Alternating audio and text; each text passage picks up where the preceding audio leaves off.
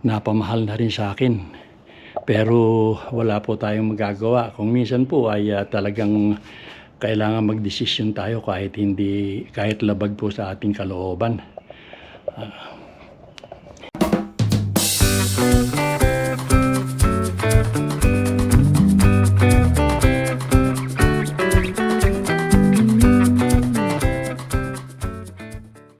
Good morning po mga kasenyor. Kumusta na po kayo? Maaga po akong lumabas ngayon dito sa aking garden sa likod bahay at kami po ay maraming lalakarin ngayong araw na ito. So maaga lang po akong lumabas at makapagdamo-damo muna ng kaunti bago kami kumain ng almusal. Kuha na po ngayon, bali ngayon po ay makulimlim at magandang magtrabaho dito sa labas. Dahil nito pong mga nakaraang araw, siguro mga 5 araw o 4 na araw na ngayon na puro matataas ang high namin. Sa mga 20 mahigit ang high, kaya malaki po ang iginanda ng aming mga halaman, yung aking mga halaman. At kung makikita po ninyo sa background ko, talagang naging kulay berde po sila. At isa pa nga ay nagpataba ako kahapon. Ipapakita ko po sa inyo yung mga halaman na pinatabaan ko. Pero yung pong actual na pagpapataba ko ay hindi ko na i-video again. At ayun nga po, kasi mag-isa nga lang ako. So ito po yung aking mga halaman na ipapakita ko sa inyo na malaki po ang iginanda. Yung pong 5 o 4 na araw na talagang mainit, malaki po ang ibinigay na ganda doon sa aking mga halaman. So ayan mga kasenyor, nakita nyo itong aking broccoli. Ayan malalaki na at magaganda na. Nakakaisang pataba pa lang po ako dyan. Ayan.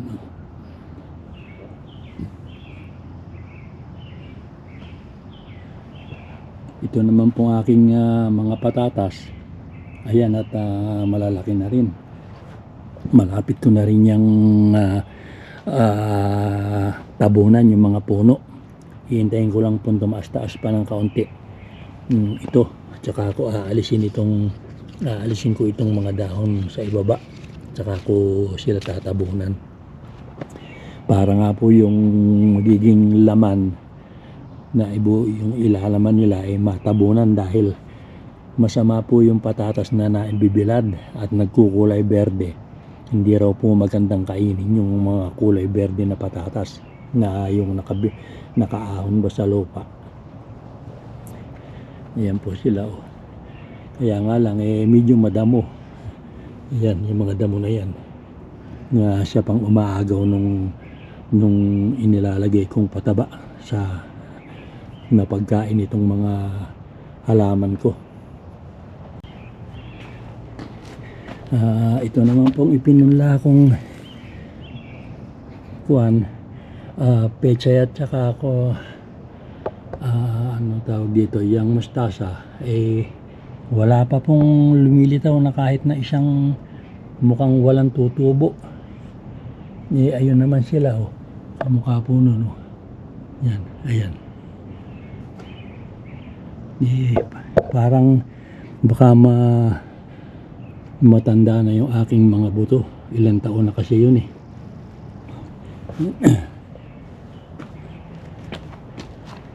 Ito naman po yung aking broccoli.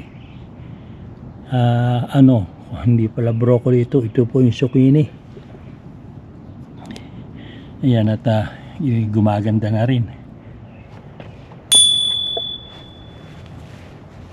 Yan, ito pong kalabasa pinatabaan ko na naman kahapon, dahil nga ayan ngayon pa lang sila gumaganda-ganda ng konti.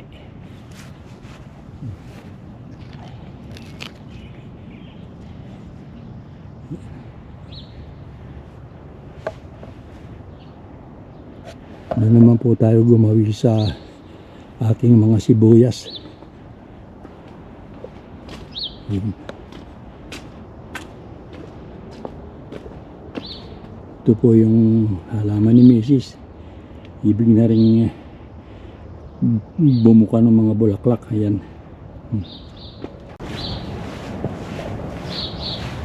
So ayan na po yung mga sibuyas ko. Malalaki na rin. So ito pong mga tropical plants na kagaya po nitong sibuyas at bawang at saka yung mga patane, yung iba pang mga tanim ko ay talaga pong nahihirapan sila pagka malamig sa umaga. Bali po nakakadalawang beses na akong magtataba rito sa aking mga sibuyas.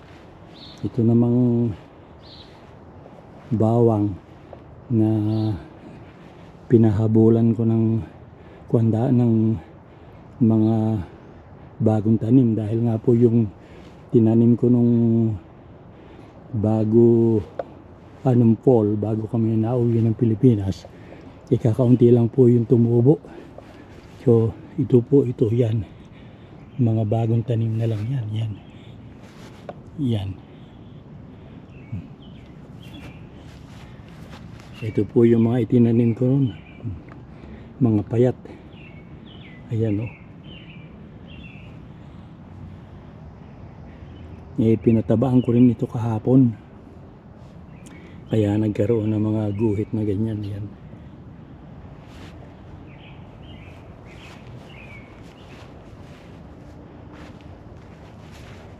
Ito naman pong kamatis. Okay naman na. Oh. Yan, nagpataba rin ako kahapon.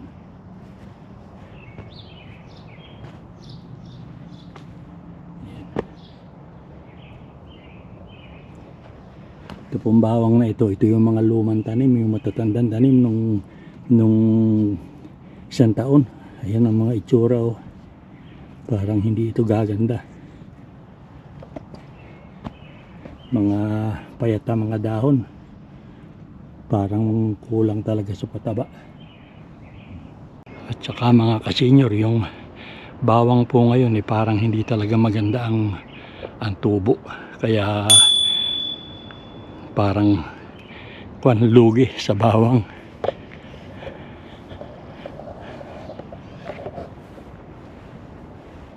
Yan naman po yung sitsaro ko. Yan, malalaki na rin. Oh. Ito po. Ito ay wala pang patabayan. Lalagyan ko po mamaya. Yan.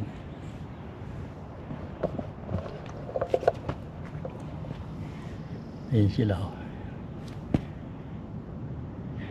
Malalaki na. So ito po mga kasenyor, yung garden ni Mrs. dito sa dulo ng aming bakuran. Ayan po yung mga tulips wala na, natuyo na. So ang susunod naman po itong mga ewan ko kung anong klaseng bulaklak ito, pero magaganda po ito. Ayan, yan mga susunod. Kaya lang may mga damo. Ayan yung mga nakasalit. Yan po ang aalisan ko ng, yan po ang bubunutin ko. Yan, kagaya nito. Ayan o. Yan.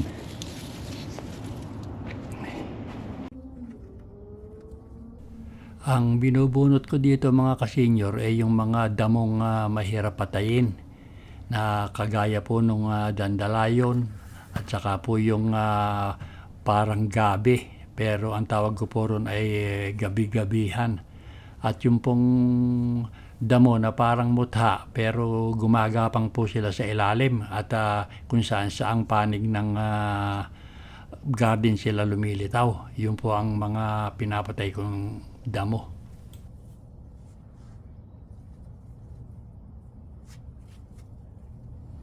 Ito po yung mga dandelion mga kasenyor na inaalis ko. Yan.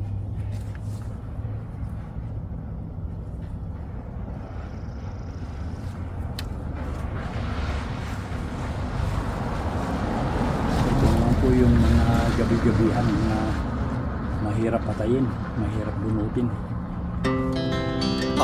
Godspeed to the city streets. We began to feel the fire. We rise like tall buildings as the chemicals, they take us higher. The night's young and it's just begun as she puts her hand in mine. Yeah, so ayan mga ka-senior, ito ang epekto nung sobrang init na nitong mga nakaraang araw, itong epekto sa damo namin. O ayan o, kung makikita nyo, ayan o, kailangang diligan na sila tsaka patabaan uli. O, kapapayat o, tingnan nyo, ayan. Ayan pa iba o. Ganyan o. Ito maluwang, ito kailangan pinapatabaan ito. Ayan o.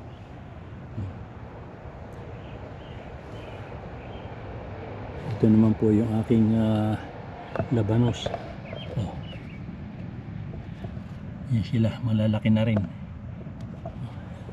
Ayun, at may laman na pala oh. Kailangan palang tabunan, ayun oh. Ayan, may mga laman sila. Oh, naglalaman na.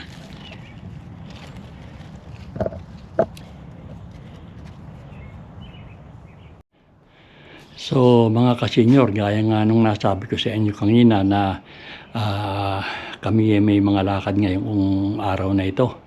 At isa na nga rito yung pag-aalis nitong aking sasakyan na napamahal na rin sa akin. Pero wala po tayong magagawa. Kung minsan po ay talagang kailangan magdesisyon tayo kahit labag po sa ating kalooban. Ito po yung aking sasakyan na iaalis. Yan.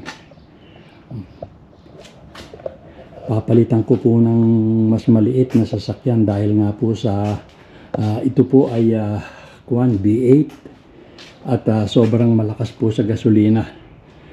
Nung pong nagtatrabaho pa ako, okay sana ito. Kaya kong sustinihan yung gasolina. Pero ngayon nga po na kami retire na, medyo mabigat na rin po. Hindi ko magamit ng madalas dahil nga po sa kamahalan ng gasolina ngayon. So mag-iisang sasakyan na lang po ako. Pati po itong ito, ibinebenta ko na rin itong kotse namin. At isang sasakyan na lang po na maliit ng makina ang kukunin ko. Yan. Ito po yung kotse. So ayan nga po mga ka-senior, kahit nga po labag sa aking kalooban, kailangang ialis ko itong dalawang sasakyan para makatipid kami sa insurance, sa rehistro at saka sa maintenance. Dahil ito pong mga sasakyan namin kuwan po ito, medyo luma na rin po at pag naluluma ang sasakyan nagkakaroon po, lumilitaw po yung mga diferensya ng makina at saka ng ibang mga partes ng sasakyan. So sige po mga ka-senior, at si Mrs. ay tumatawag na at mag-aalmusal na raw kami. At siguro pagkayari nun ay lalakad na rin kami papunta sa cleaning. Bago kami may pumunta sa iba pa namin lakad, magpupunta muna kami sa cleaning namin. At Sabado po ngayon, nililinis namin yung opisina ng aming family doctor. Sige po mga ka-senior, at ako'y papasok muna.